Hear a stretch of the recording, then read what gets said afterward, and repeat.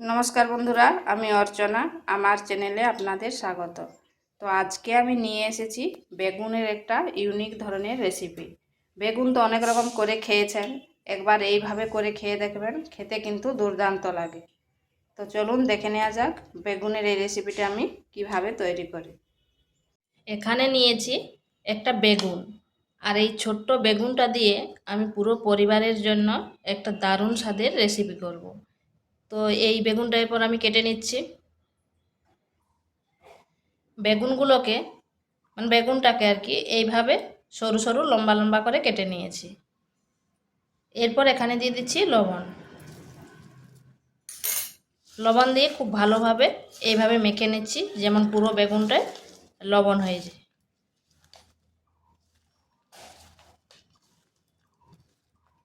মাখানো হয়ে গেছে, এরপর এটা এক সাইডে রেখে দিচ্ছি। এখানে নিয়েছি একটা টমেটো, কয়েক ইঞ্চি আদা আর দুটো কাঁচা লঙ্কা। ঝালটা অবশ্যই আপনারা আপনাদের আন্দাজ মতো দিবেন। এরপর এগুলো আমি একসাথে পেস্ট করে নিচ্ছি। এখানে আরেকটা মশলার পেস্ট করে নিচ্ছি। দিয়ে দিচ্ছি 1 চামচ জিরা গুঁড়া, ধনে গুঁড়ো, হলুদ গুঁড়ো আর লঙ্কার গুঁড়ো। এরপর সামান্য জল দিচ্ছি।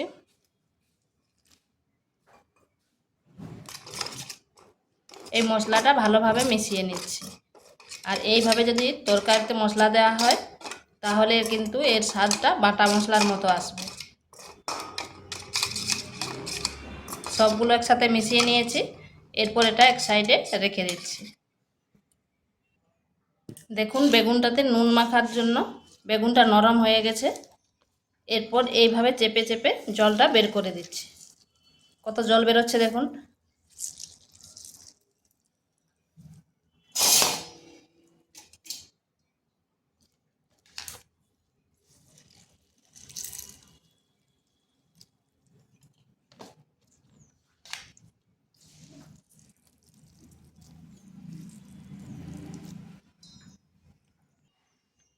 দেখুন কতটা জল বেরিয়েছে। আর এই জলটা না ফেলে আপনারা রান্নার কাজেও ব্যবহার করে নিতে পারেন। এরপর এই বেগুনটার মধ্যে দিচ্ছি 3 চামচ বেসন, সামান্য লবণ।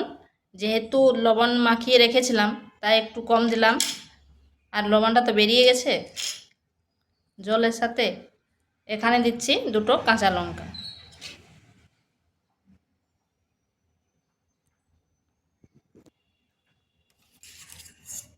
দিয়ে দিচ্ছি 1 চামচ ওই যে আদা আর টমেটোর পেস্টটা।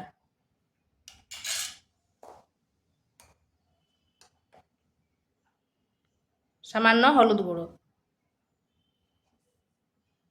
আর দিচ্ছি ভাজা মশলা।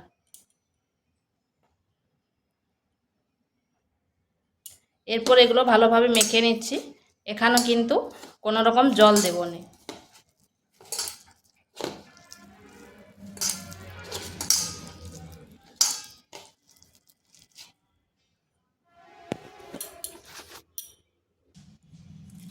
মাখানটা ঠিক এরকম হয়েছে। যদি আপনাদের পাতলা মনে হয় তাহলে আর একটু বেসন নিতে পারেন।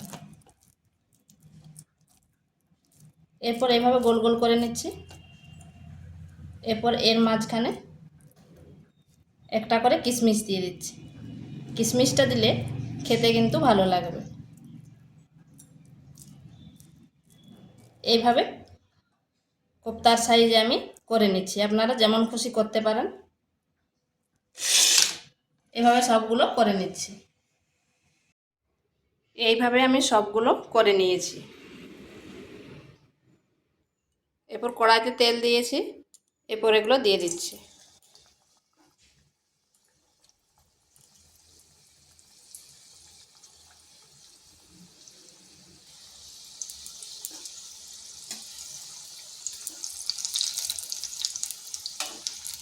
এইভাবে আঁচটা স্লো টু মিডিয়াম আঁচে রাখতে হবে, আর এইভাবে নেড়ে চেড়ে ভেজে নিতে হবে।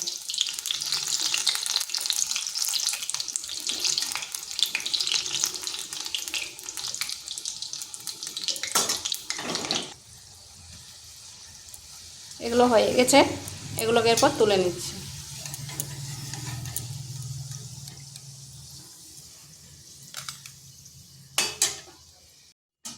এখানে কড়াইতে সামান্য তেল দিয়েছি, আর ফোড়নে দিচ্ছি একটা শুকনো লঙ্কা, কয়েক টুকরো দারচিনি, জিরা আর দুটো এলাচ।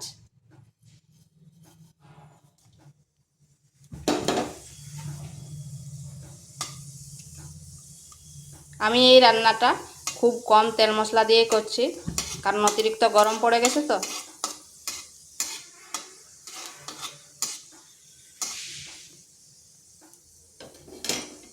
ফোড়ন থেকে খুব সুন্দর একটা গন্ধ বেরোচ্ছে। এরপর আঁচটা স্লো আঁচে করে দিচ্ছি। এখানে দিয়ে দিচ্ছি যে মশলাটা করে রেখেছিলাম সেটা।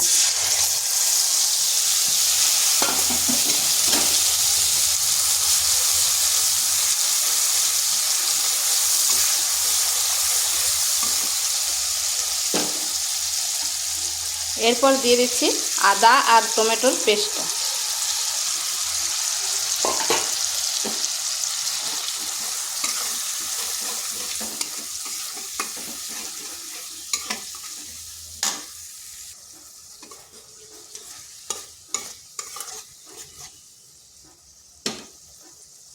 এখানে দিয়ে দিচ্ছি সামান্য চিনি।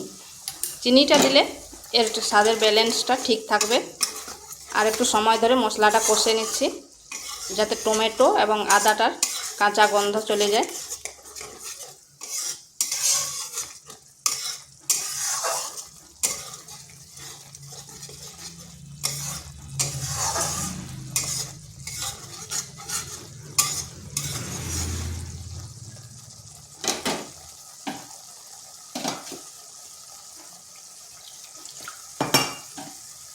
এরপর এখানে দিচ্ছি আর একটু জল।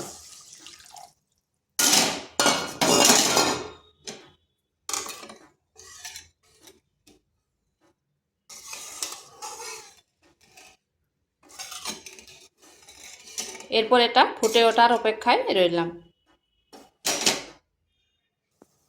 এটা ফুটে উঠেছে, এরপর এগুলো ছেড়ে দিচ্ছি।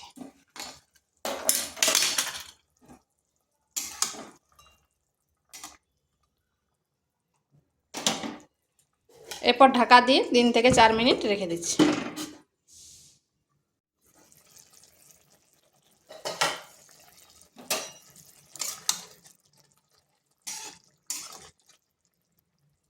দেখুন এগুলা ফুলে কতটা বড় হয়ে গেছে।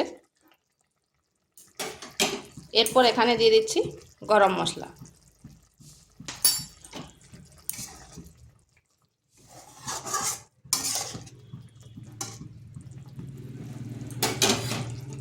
আর লবণটা একটু কম হয়েছিল, তাই একটু লবণ দিয়ে দিচ্ছি।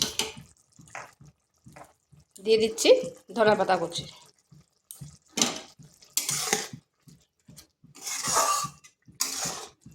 এটাকে এরকম একটু ঝোলঝোলে রাখবো, কারণ ঠান্ডা হলে আর একটু টেনে যাবে।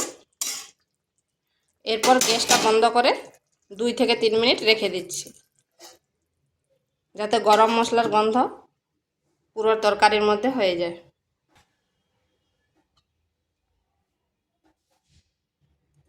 এটা হয়ে গেছে, দেখুন কত সুন্দর হয়েছে, আর কালারটা কত সুন্দর হয়েছে। এরপর এটাকে নামিয়ে নিচ্ছি।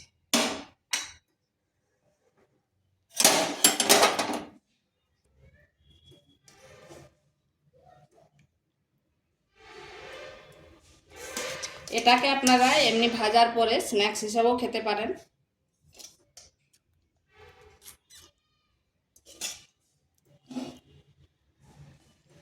তো বাড়িতে অবশ্যই একবার বেগুনের এই রেসিপিটা করে দেখবেন, খেতে কিন্তু দুর্দান্ত লাগে।